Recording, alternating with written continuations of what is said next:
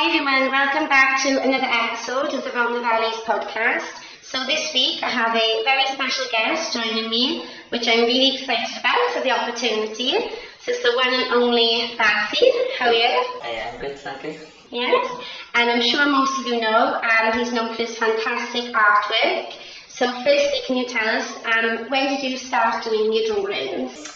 I think I started doing the Bagsy project, I think it was September 2017, something like that. And so I just started, like we had a lot of bags for life in the house, and I thought, why do we keep buying these bags? Like, what can I do with them rather than just keep buying bags?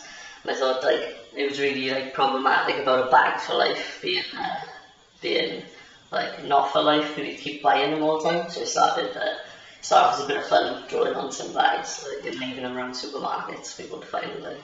Yes, it's quite fun though, isn't it? Like obviously the drawings you make quite unique to the place as well, don't you? So what made you decide to do that?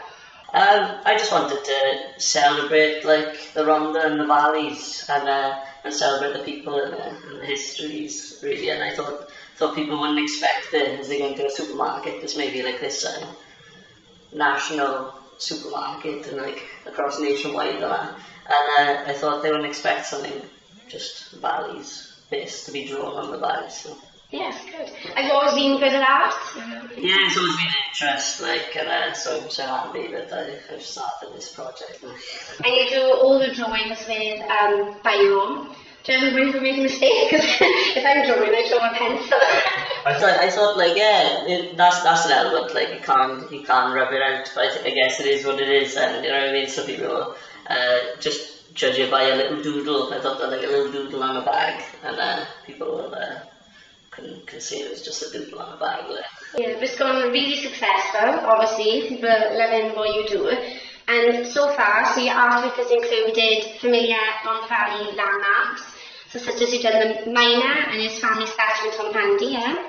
And then you've done Our Lady of Penry and all other ones. So can you tell us, is there any specific ones you've done which stand out to you? I think this was when I took the transition, because when I first started drawing, I was drawing things, like the first things that come to mind, like as icons of the Rhondda, so it's mainly like landmarks and statues, like you said. But I think when I started drawing people, that took it to an interesting new place. Like particularly when I drew Alnash or Nash or Joe, like depending on how you want to call him, like who works in Asda, and people just seemed to embrace that because he was a familiar, friendly figure. And I knew I was onto something when I was drawing people, and so I think that was the natural transition for the project there. I think that, from my point of view, that shows your skills as an artist, because I even drawing, obviously like in school and stuff, but I find if you're drawing like a bus or a train or something like that, I find that a lot easier to draw than a person. I think when it comes, especially a face, when it comes to someone's face, I find that really difficult. Hands and feet, fab. When it comes to face, I find that really difficult. So I think that's good. It shows your artistic skills, but that's what I think. It's really good. So obviously, and the drawings you've done, what you said, I noticed you've done one of my good friends, Sophie Evans, the West End, so that's really good as well. So, obviously you spoke a little bit about this, what made you decide to do it? So you did the Bags for Life, so obviously you wanted to, you stop buying bags basically, and keep one and keep it for life. Is that the whole purpose of how it all started? Yeah, it started like that, because I thought that I thought maybe if there was an artwork on the bag for life, maybe people would keep it for life then. So, like, because we're all guilty of buying plastic bags over and over again, and there's always a drawer full of plastic bags. So I thought like it started off as a bit of fun, thinking if I did a drawing on it, would people keep it for life and frame it, and it becomes artwork again, or has more value than maybe 10 pence. Like, so it started off as a bit of fun, but this turned into really trying to tackle plastic waste, like, and it's just so much plastic being wasted.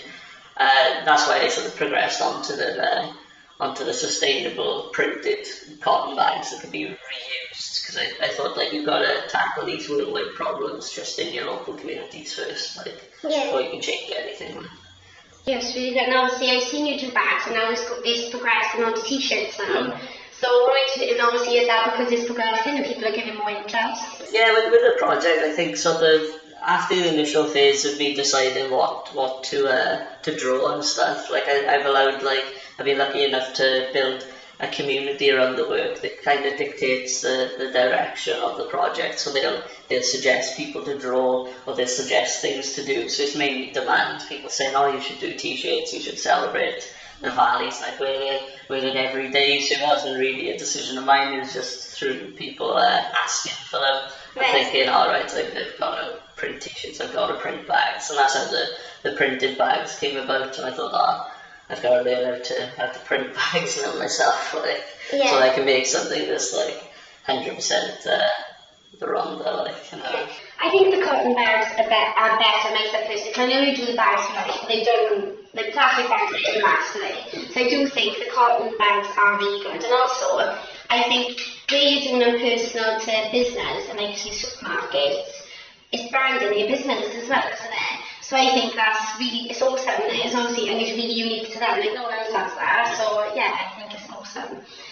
And then obviously, seeing your style of work that you're doing, is it in relation to the artist Bagsy, which I'm guessing so? Yeah, it started off as a bit of a parody, because I thought that, mainly because there's such a taboo around graffiti art, and like if it isn't a Banksy, it's vandalism kind of thing. So I thought, what type of graffiti art could I do which was kind of jokey and didn't vandalise property? And I thought that's why the drawings on bags was more of a statement, like to say, oh, we're reusing these bags, so I'm going to leave like a doodle on them as a sort of form of graffiti. Like. Yeah. So it was a sort of a parody, a Valley's parody of Banksy to start with, and it's become its own thing. But that's through interaction with like the lovely people that follow the project. Like.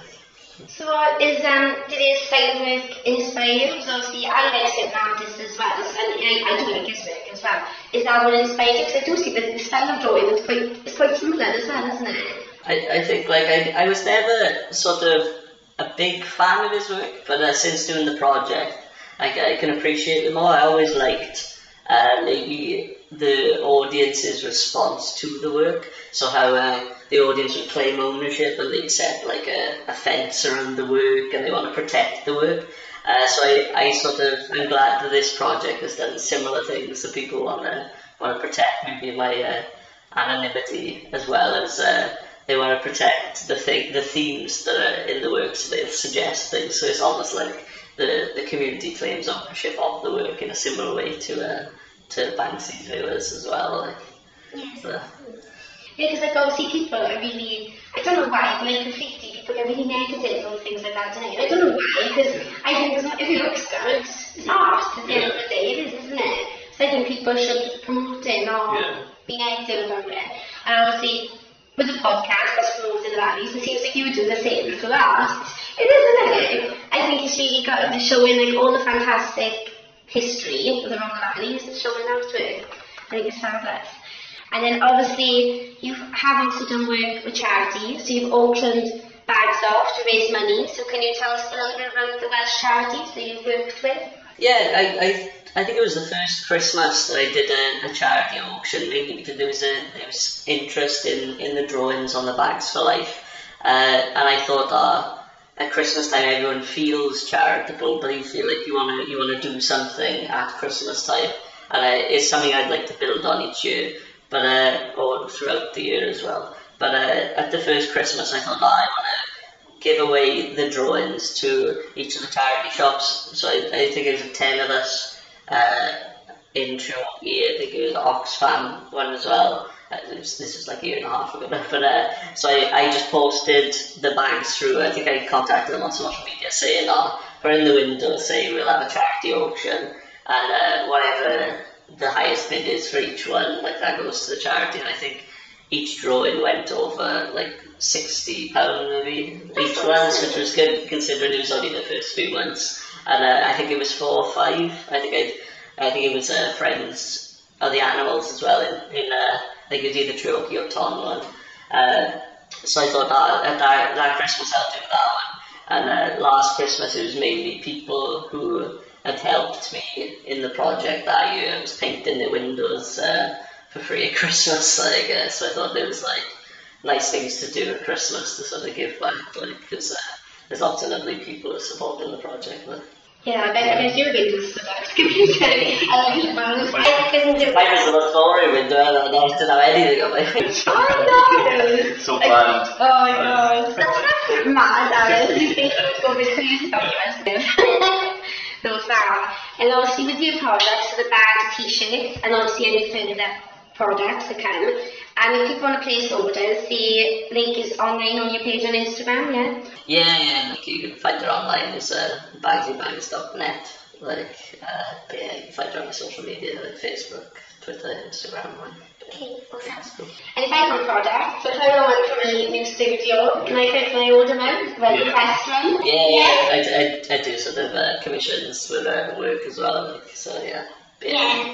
Be in touch, anyone. Like, that's awesome. Right, well, thank you very much for having your time with me. It's amazing. And everyone, I will share Ian Bagsy's link on the page if you want to contact or do orders. Thank you very much for your time. Bye.